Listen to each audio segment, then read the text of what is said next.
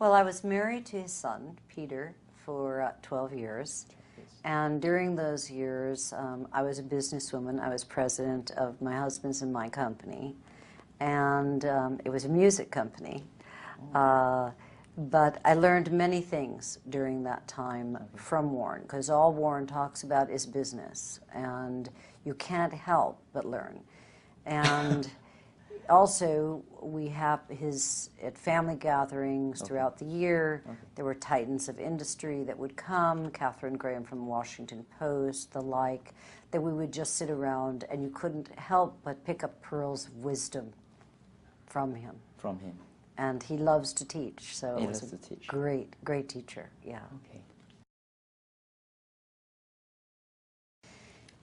I would call Warren Buffett a selective contrarian investor. And basically that word means contrarian, going against what the general public is doing.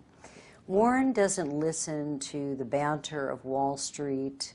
One of the reasons I believe he lives in Omaha, Nebraska is because he keeps himself away from the market makers, the people who are pushing this stock and that stock. Warren's idea of a group decision is looking in the mirror. In other words, he's probably only talks to Charlie Munger, his partner, Yeah, his partner. And then he makes the final decision. So he's different because he doesn't buy on good news, he doesn't speculate, he stays within his circle of competence, and that's what is big with him. And that means that he invests in companies that if he were just to buy one share of, he invests as if he were going to buy the entire company. So he looks at it from that perspective. So in other words, he's very cautious about the kind of company that he understands what the business is like, what the management is like, that they're honest and loyal, that they have the shareholders' interest in mind. But really, it also has to do with the earnings of a company. Okay, earnings of the company. Right. And he looks at a company over a 10-year period of historical earnings. And if they're going in the right direction, which is generally up and consistent, then that's a good sign. So he would say something like, I look for companies that I can reasonably predict what they're going to be doing in 15 years' time. Take Wrigley's chewing gum. I don't think the internet is going to change the way people chew gum. Yeah. And I know gum is not very popular in Singapore. Okay. But the company is a great company. So instead of speculating on, let's say, an industry that can have a lot of change, like the internet companies, or an industry like the automobile industry that has to take all of its profits and put them back into retooling for the next year's new car, he'd rather have a company like Hershey's Chocolate, Coca-Cola, Wrigley's Gum that just don't have to retool anything. They take all their profits and they buy like-minded businesses, like Coca-Cola buying water companies, other companies, or they repurchase their shares once, if the stock market has a bad news phenomena, a recession, a war, something like that, some bad news. And the price of the stock goes down for whatever reason. And then they repurchase the shares. They have that cash in order to repurchase the shares, and then that increases the underlying value of the stock over a period of time. No. Warren picks businesses that the stock market could close tomorrow for 15 years. Okay. And a great example is Coca-Cola. The stock market could close and people would still be drinking Coca-Cola. People would still be shaving with Gillette razors, eating chocolate, and things like that. And those companies are companies that he believes have a durable competitive advantage. And a durable competitive advantage usually has a consumer monopoly behind it, like McDonald's. They took a generic product, a hamburger, and they branded it. And with the branding of the product, you have a following. You own a piece of the consumer's mind. So when you're likely to think of a cool drink on a hot day, it's either going to be Budweiser or Coca-Cola. When you think about a movie for the children, you're going to think Disney. When you think about chewing gum or chocolate, you're going to think Hershey's and Wrigley's and so on. And those are the kinds of companies with the durable competitive advantage, because you can only get them from one place. And that allows the company in a recession and inflation to raise their prices for inflation, and you still have that competitive advantage over your competition. I think one key thing that actually touched me when I read Warren's works, and especially your works, is to look at it from a business point of view. And you mentioned briefly just now about being able to raise price with inflations. I think Warren also recently mentioned that as one of the key factors in choosing a strong business, that they must be able to raise price. Do you have any additional comments to that?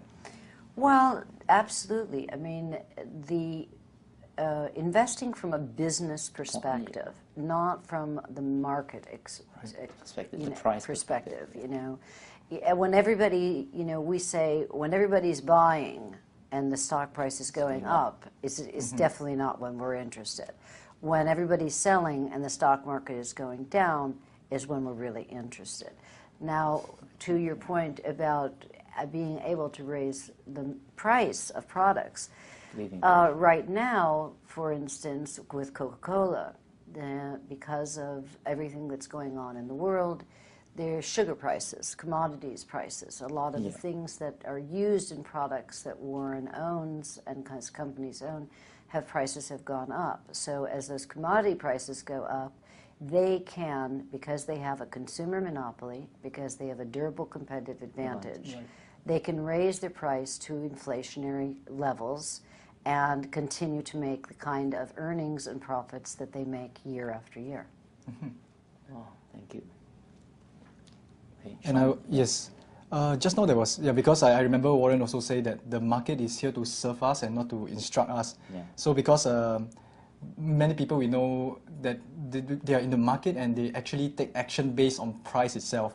So they do not really look at it from a business perspective. And that really changed things. Because when we look from a business perspective, we want to find out whether there's an economic mode, and that will actually allow the business to have sustainable earnings in the long run. Right. And so how do we actually find out more if the company has a durable competitive advantage?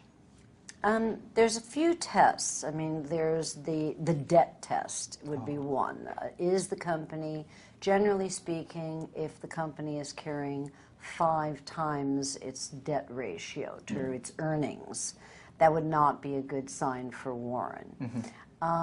Again, the consumer monopoly. Then you just mentioned something else. What was it? Was it? They mentioned the price with inflation. The price of inflation, the ability to price your products. Also, I think, for instance, the Burlington Northern. This is a great example of a company that Warren knows. You know, he bought the railway. He bought those railways because it's a method of transportation that is, as gas prices go up, as commodities go up, it's going to be the cheapest form of transporting goods, and that's going to only get cheaper and cheaper. And who knows, eventually it might be even a high-speed railroad. But it is the largest railroad across the country, bringing goods from the Midwest to the West Coast to be then put on containers to be shipped overseas. But there was something I'll get back to. I'll think of it. We'll come back to that question. You jogged my memory about something. It's okay. There was another. Okay, I'm actually curious because recently he was purchasing huge amount of Wells Fargo as well, and the competitive advantage or the economic mode for a bank, that is something that I was pretty much intrigued about. Do you have any things regarding that? You know, Warren's been buying Wells Fargo since the early 80s, and the same thing with American Express. Yes. And, you know, companies that provide, it's not only a service or a product that you continually use, you know, that is always something that Warren's looking for. Continue to use. And the Wells Fargo, he loved because it had been mispriced. You know, it was under book value. So, you know, Warren always says, you know, I don't look at, that was the question. I remember, you know, if he looks at a company, for instance, in the internet bubble, for every bubble there is a pin, and I can name several. You know, at one time there were 100 car companies. Yes. There were radio stations. There were 1,000 internet companies.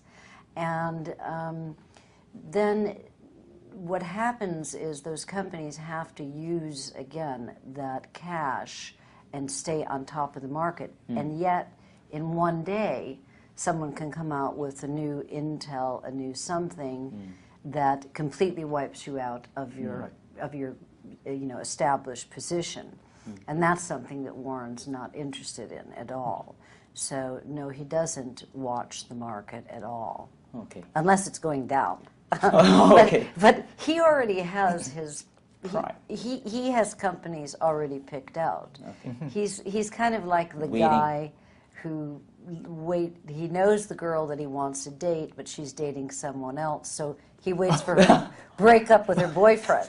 Waiting for that opportunity. Yeah, he waits. He knows what companies are great companies, and then will wait till they're undervalued and then step in and buy. It has in some cases. Gabriel Wisdom, a dear friend of David and I, has a value fund called the Fallen Angels Fund. Fallen Angel. Here out of San Diego, and also as a radio host who we are very fond of. Whitney Tilson, Tilson Funds, does have a lot of the fundamentals of Buffettology within his fund's philosophy. Then there's another gentleman by the name of John Reese who wrote The Guru Investor, who has a Val Idea Fund. And he was kind enough to give 13 pages in his book to me and David for writing Buffettology, because he developed his methodology through that. David and I recently have joined with a group out of the UK called Leland Sanford. We've licensed them Buffettology Fund in March. Brand new. And it's for the European market only. And it has all of the dogma of Buffettology. Because Warren Buffett said that all he does is to buy business with great underlying economics at a sensible price. So what does he really mean when he says sensible price? Yeah. Okay, first of all, companies with great underlying economics. We already know that. We have the debt, it's not carrying a lot of debt. It has earnings that are consistently going in the right direction. It has management generally in place. Warren never really changes management with the shareholders' interest in mind. And it's selling at the right price. Now, so what's right price? Well, you know what book value is. Book value is for you and your audience, you know, your assets minus your liabilities gives you what your book price is. So he likes to buy $1 for 50 cents. So how do you do that? Well, you're very patient and you're very disciplined. You don't swing at every pitch, to use a baseball analogy. And the best example, it's a long time ago that I can give because I was there, was in the early 80s when RJR, it came out that, yes, tobacco causes cancer. The media was going crazy, the market was going crazy, everyone was overselling the stock. Let's get out of RJR.